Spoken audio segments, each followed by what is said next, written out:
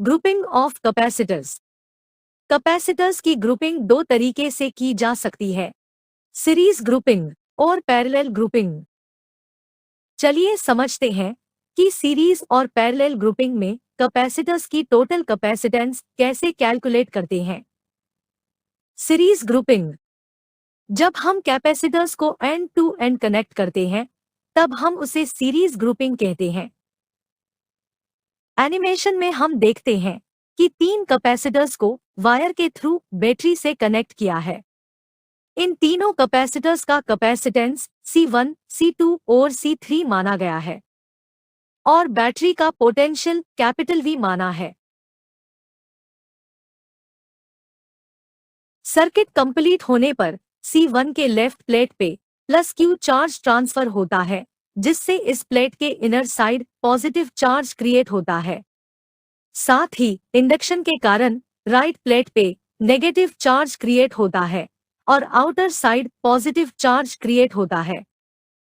ये plus Q charge C2 के left plate पे फ्लो करता है और फिर से C2 के दोनों प्लेट पे पॉजिटिव और नेगेटिव चार्ज क्रिएट होता है और सेम प्रोसेस सभी कैपेसिटर पे रिपीट होता है। अब जैसा कि इस सर्किट में पोटेंशियल अप्लाई किया है, ये पोटेंशियल हर कैपेसिटर के कैपेसिटेंस के अकॉर्डिंग डिवाइड होगा। जब हम कैपेसिटर में पोटेंशियल अप्लाई करते हैं तब जो चार्ज उसमें स्टोर होता है वो पोटेंशियल के डायरेक्टली प्रोपोर्शनल होता है। इस इक्वेशन को सिंप्लीफाई करने पर हमें कैपेसिटेंस और पोटेंशियल का रिलेशन मिलता है। इस इक्वेशन का यूज करके हम V1, V2 और V3 कैलकुलेट कर सकते हैं। तीनों पोटेंशियल का सम करने पर हमें एक इक्वेशन मिलती है जिसमें Q कॉमन है। अब अगर हम V को Q बाय C से रिप्लेस करें तो हम बोथ साइड Q को कैंसल कर सकते हैं और Q को बोथ साइड कैंसल करने पर हमें कुछ ऐसी वैल्यू मिलती है। ये वैल्यू तीनों कैपेसिटर का टोटल कैपेसिटेंस है। Parallel grouping. जब हम कैपेसिटर्स के सभी लेफ्ट टर्मिनल बैटरी के एक एंड से और सभी कैपेसिटर्स के राइट टर्मिनल बैटरी के दूसरे एंड से कनेक्ट करें तब वो कनेक्शन पैरेलल कनेक्शन या पैरेलल ग्रुपिंग कहलाता है। एनिमेशन में हम देखते हैं कि तीन कैपेसिटर्स को बैटरी से पैरेलल कनेक्ट किया है। इन तीनों कैपेसिटर्स का कैपेसिटेंस C1, C2 और C3 है। साथ ही इन तीनों कैपेसिटर्स पे पोटेंशियल V अप्लाई किया जा रहा है। सर्किट कंप्लीट होने पर बैटरी से Q चार्ज तीनों कैपेसिटर्स पे ट्रांसफर होता है।